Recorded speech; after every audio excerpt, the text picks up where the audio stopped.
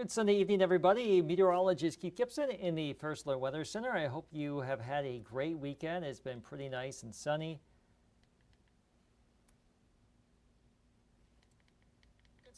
We could have had a better result there at Lambeau Field this afternoon, but better luck next time, right? We'll see what happens later on when they do the rematch in Minneapolis. But let's get into your weather discussion on this Sunday evening. Very quiet weather continues across our region right now. No major concerns as far as the world of weather. We have quiet conditions out there this evening. Let me just pop up our Green Bay Skycam real quick, and then we'll get into our weather discussion. Let's talk about where we were today. Another very warm day across the entire region here. These are the highs of record. 77 in Green Bay, 79 in Appleton, Wapaka, Shawano, Watoma, Wausau, even Pembine, low 80s again today. We just keep adding on day after day of very warm conditions here across northeastern Wisconsin. And we're going to do this again tomorrow. So if you couldn't take advantage of today, or you couldn't take advantage of the last couple of days, we have another really good one on tap for our Monday, the last day of September. Now, today is day 150 in a row in Green Bay with a high temperature of at least 60 degrees. That string goes all the way back to May 3rd. We will just keep adding day after day onto this record. I think we have at least another 7 plus. We'll just see how long this goes, but we could get into the month of October here, deep into the month of October, maybe before we break the string. But we'll see, though. Traditionally, we start to cool down by the middle of October, and there are some signs that by the middle of the month, we may start to see more and more cold fronts around here that could give rise to some cooler and cooler air. But right now, it's looking on the mild side going into the coming week. As of yesterday, this is now tied for the fourth warmest September on record in Green Bay, with an average temperature, high and low, everything averaged out 65.8 degrees. We're not going to be number one, but we will likely be here at number 4. We make it to number 3 when we factor in today and tomorrow, but still a top 5 warmest September. That's what we've had this year. It's very warm and dry last September, and the same case this year. Now, this is the temperature trend for the next 7 days. If you are near Lake Michigan tomorrow, likely more in the way of lower 70s right on the water, but our inland areas, upper 70s to low 80s. I'm expecting low 80s again in Green Bay, the Fox Valley. A very warm day. The average is 66. We'll be closer to the average on Tuesday, back down into the 60s. And then likely some lower 70s here for the middle to end of the week. We'll have a couple of breezy days. We will have a few issues here, but don't expect a lot of rain until proven otherwise. It's been very, very dry, and it's going to remain dry. Now, tomorrow's the last day of September. Tuesday, we turn the page and get into October, and the average high, October 1st, the average low, 65 and 45. Obviously, we've been way above the average recently, and we will stay above average for the first part of October. By Halloween, the 31st, we should have an average high of 51, the average low 35. So in theory, it's going to be much, much cooler. We'll just have to wait and see how things shake out during the month of October. But we have been trending warm, and the first week of October is going to trend warm. And then after that, let's see if we can't get a little bit cooler here. We average about 2.67 inches of total precipitation, and back into the vernacular, the S word, snowfall. On average, there's about 0.3 inches of snow that occurs in Green Bay. Some of you across the north tend to have a little bit more than that on average, but we'll see. Again, it's been a very warm late summer and early fall so far. Now, our next weather maker will be a cold front tomorrow night. It's going to give rise to a little bit of rain shower activity, maybe a few sprinkles. Don't really expect a lot. Don't bet the farm on anything significant as far as moisture. There's going to be a little band of clouds. A cold front will move on through. It's moisture starved. Most of the energy is going to stay up in Canada. You can see it back to the northwest. There's a little band of clouds into Montana right now, and we'll have a little band of clouds tomorrow night with the front, and there could be a few showers or sprinkles that get squeezed out, but significant moisture is not really expected. Now, one thing that we haven't had recently has been elevated fire danger. We've been dry now. Humidity is going to be low midweek. We'll have some gusty winds, and conditions are just dry. So we will be monitoring this, especially on Wednesday, some elevated fire concerns here for the middle of the week. So that is really about the big thing that we'll be talking about here in the weather department this week would be that, and maybe even a chance for some patchy frost or maybe even a freeze across the North Woods on Tuesday night, Wednesday morning. So let's talk about the wind factor. It was breezy today. The winds are dying down now. It's not going to be as windy on Monday for most of us. Now, going into our Tuesday, we're going to have gusty northwest winds behind that cold front that will move through Monday night. And these are first alert pinpoint predictor wind gusts about 2 o'clock in the afternoon. We could be looking at 20 to 30 mile per hour wind gusts here on Tuesday. The wind will die down going into Tuesday night, and then winds will become more southwesterly on Wednesday, gusting at times 20 to 30 miles per hour. That will warm things up, but again, we'll have that fire risk going into our Wednesday, it would appear, with the low humidity and the breezes and the dry conditions we've had. Now, let's talk about rainfall. I really don't expect a lot of rainfall around here at this point anytime soon.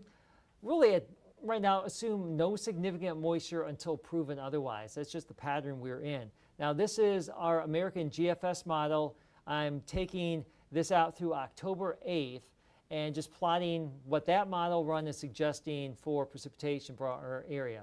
Not really a lot. So let's compare that to the European model for the same time frame. This is a little bit more aggressive on a potential system next weekend, a cold front, an area of low pressure that's actually forecasting a better chance for some precipitation next weekend. That's still pretty iffy. We'll see. But that's really about the only thing that we have amongst any of our models here that would show any signs of any decent precipitation. So again, assume no rainfall or moisture of significance until proven otherwise. The drought monitor that came out last Thursday, really for areas along and north of Highway 29, this is where we have the driest conditions, especially across the northeastern part of our area, Door County into the UP, where there's a moderate drought that has been developing. Remember how wet it was earlier this year? We just couldn't buy a dry day, and now we just can't buy any rainfall. So the region is dry now as a whole, but there has been some wetter areas than others, and that is like a little arc from Eau Claire rather to Wausau down to the Fox Cities, where we've had some sizable rain, but many of us really haven't had a lot of significant rainfall for a while. So really not to talk about with first alert pinpoint predictor. Maybe some patchy fog late tonight, tomorrow morning. Again, another mostly sunny day tomorrow. Don't forget your sunglasses. You will need them. A hat if you will be outside. Sunscreen, that sun's still pretty powerful, but we are losing about 3 minutes of daylight each and every day now. So the amount of daylight is shrinking, but it's still going to be a very warm day. Tomorrow night, about midnight, you can see signs of that weather maker, that cold front coming on in. There's going to be a few showers that will try to develop. I don't really expect a lot here. And then that system will move through. It'll be in, it will be out, and then we'll have some quiet weather for the middle of the week. But as we mentioned, there could be some elevated fire concerns with the breezes there on Wednesday and the low humidity. Now, the wind's going to back off a little bit for our Thursday and Friday. There's a weak front and a disturbance moving through during that time frame. I'm keeping the forecast dry. You see hints of maybe a few showers here, but I think we're dry for the most part here. And if we do happen to see a shower, it's probably not going to amount to too much at all. Now, next weekend, breezy, Saturday, Sunday. This is assuming we tap into that weather maker that the European model was suggesting. That's what I'm going to roll with right now. But again, don't bet the farm on this. This is still pretty iffy, but this would be the best opportunity for any significant rainfall anytime soon. That would be next Saturday into Sunday. Time will tell on that. It's a long ways away. But this pattern is just not very conducive to a lot of wet weather until it changes around, and just assume nothing or very little until proven otherwise. Now tonight, we're down into the 50s to the Fox Valley and the Lakeshore. Cooler back to the northwest, likely some mid to upper 40s.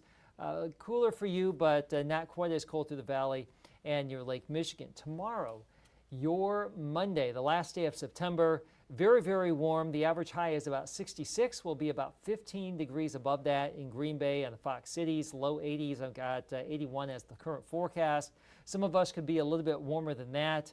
and temperatures near the lakeshore slightly cooler because winds will be a little bit off the water there. So some lower to maybe mid 70s, but inland areas should be well into the upper 70s to low 80s. The small craft advisory will be expiring this evening. I'm thinking we'll have another one issued Tuesday and Wednesday with gusty winds from the northwest on Tuesday, especially. Waves could be building again, but if you're taking the boat out tomorrow, winds will be much lighter overall and waves a foot or less. Now here's our super 7-day forecast real quick. Let me just go through this and bring this up full. We've got a very warm day tomorrow. If you are doing traveling here across northeastern Wisconsin, really the entire region, it is going to be pretty warm and very warm actually back to the west. Minneapolis 85 degrees.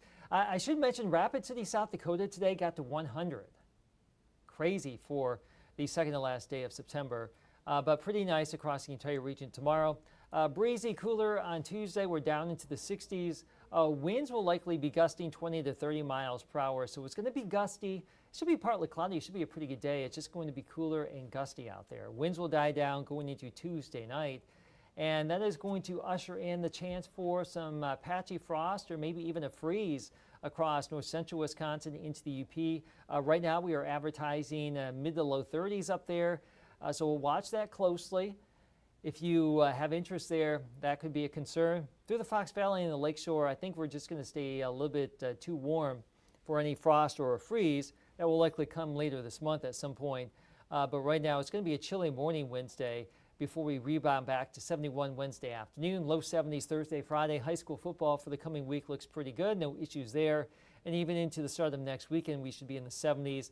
And there's that hint that there could be a few showers next Sunday. And if that system does move on through, we'll have some wind and perhaps some cooler weather with that. Now, so that's our local forecast. I just want to show you the aftermath of Hurricane Helene. This is still days after the hurricane made landfall and wreaked havoc across the southeast. A lot of flooding, major issues down there from Florida into Appalachia. But as of this evening, still over 2 million customers without electricity down there from Florida through Georgia, the Carolinas. Just absolutely a horrific event down there.